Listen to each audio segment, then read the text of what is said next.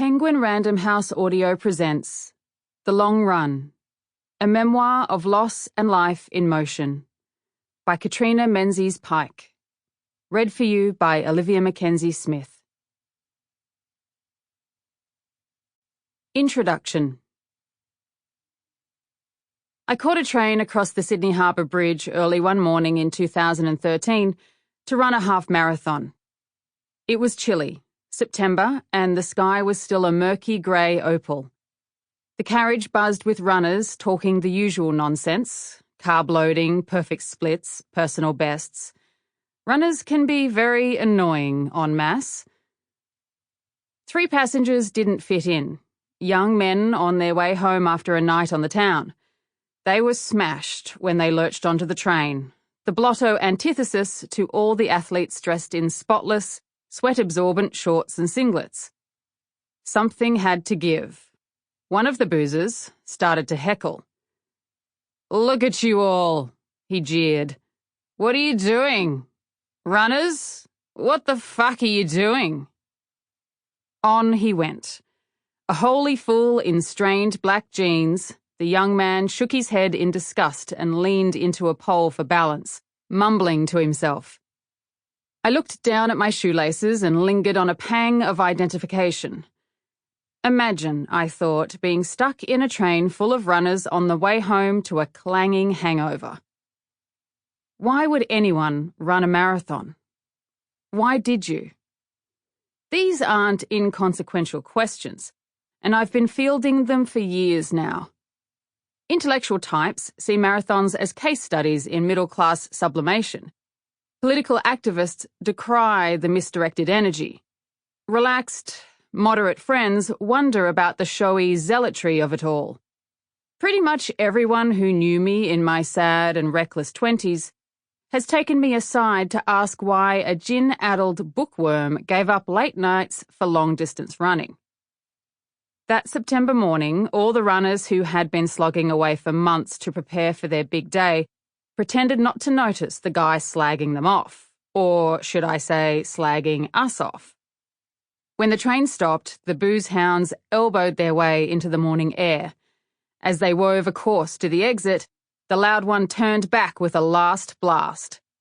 "Why don't one of you fucking idiots do something useful? Write a fucking book." A polite laugh swept over the platform, and we all went off to run 13 miles together. By the time I boarded that train, I'd read a lot of books about running, but I struggled to recognize myself in any of them. They were for people with lives unlike my own, ambitious athletes for whom a marathon time is a measure of self, or obsessives for whom running is the only thing that matters. The motivational sections in bookstores were filled with self-help mantras and sported a dizzying set of bullshitty self-improvement claims. Run a marathon to become a better person. The guides for slow runners were waffly exercises in condescension. Not many books about running speak to women, and when they do, it's often about weight loss. As for feminist analyses of running, they were drowned out by exhortations to run like a girl. I had come to running relatively late. I didn't even bother to put on my sneakers until I turned 30. Before that, I was the person least likely to run around the block. I'd spent most of my adult life trying to orchestrate circumstances that would allow me to avoid running. And I was happier to wait for the next bus than to chase the one rolling to a stop a block ahead. I rolled my eyes at runners in parks and wondered why any sane woman would put herself through such an ordeal. I did, however, know all about the desire to run, about endurance and its metaphors. When I was 20 years old, in 1998, my father, who loved running, and my mother, who didn't, died in a plane crash. Life changed, and I found myself with urgent new responsibilities, trying to halt the toxic tailspin of loss. The decade of tears that followed seemed interminable. I stumbled often. I point to that block of sadness when some idiot asks me if this running business is all transference and I'm really running away from the past. I started running 10 years after my parents died, and nothing was as difficult as I'd expected.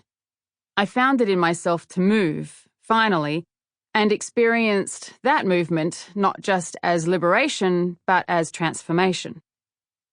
My legs grew strong quickly, and the many pleasures of running through the city were mine. A new geography enveloped me. I'd lived in Sydney for a decade, but I hadn't paid enough attention to the great sweep of coastline and to the open water beyond it. The world changed around me again, more slowly this time. I found that I had become a runner. Running. Me. A runner? The star of my own one-woman comedy extravaganza.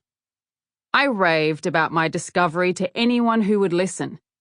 Everybody is identical in their secret unspoken belief that way deep down they are different from everyone else, writes David Foster Wallace in Infinite Jest. And when I began to run, I thought I'd hit on something really new. My body was a pendulum, swinging across the landscape. My unlocked limbs tumbled and became light. I learned to feel with my feet, to distinguish between asphalt and concrete beneath my shoes, to love the springiness of wooden decking and the unexpected sink into paths made of shredded tires. I'm a slow runner, complacent rather than competitive. On a shelf in my study is a scrapbook full of race bibs and a pile of the cheap, chipped medals that every runner is given when she finishes a race. In the beginning, I hung on the advice of a few friends and family members who ran too. My notes seem like fragments of poems that bent my world into a new shape. Look up the hill.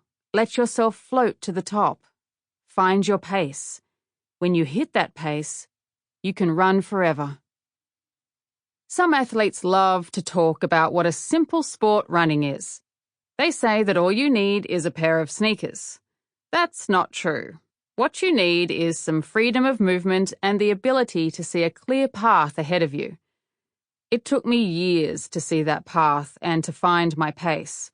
When I finally got moving, I hoped I might be able to run forever. Books shaped my world long before running did. As a child, I squirreled myself away in the library. When I grew up, I wrote a doctoral thesis on modernist literature. Haruki Murakami's memoir, What I Talk About When I Talk About Running, forms a bridge between long-distance running and a certain kind of reading, and I've been given several copies of it. Murakami's title is lifted from a volume of short stories that he translated into Japanese. Raymond Carver's What We Talk About When We Talk About Love. Each in their own way, they're books about human endurance. Carver's stories of flight and abandonment explore the sadness, desperation, and hopefulness that compel people to run away from each other, and sometimes to return. They leave the reader to deal with a thick residue of melancholy. When Carver's characters talk about love, what they're really talking about is hate and resentment and loss. When Murakami talks about running, he's actually talking about the life of a writer.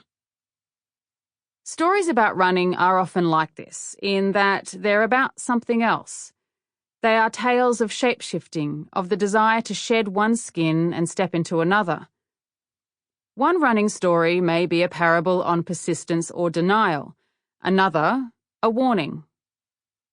It took more than running, of course, for me to haul myself out of the quicksand of grief. But the practice helped me rewrite the script I'd been following and craft a new set of stories about enduring, flight, and change. The position of the foot distinguishes running from walking. Walkers always have one foot on the ground and runners always have one foot off it. That's simple enough, but the word run is a case study in linguistic locomotion. It flows and moves, changing its subjects and controlling its objects. Blood runs cold. Rivers run. Bulls run through the streets. Dye runs in the wash. Chills run down the spine. Stockings run after a night out dancing. Running is easy to modify. It can be a messenger. Sample complete. Ready to continue?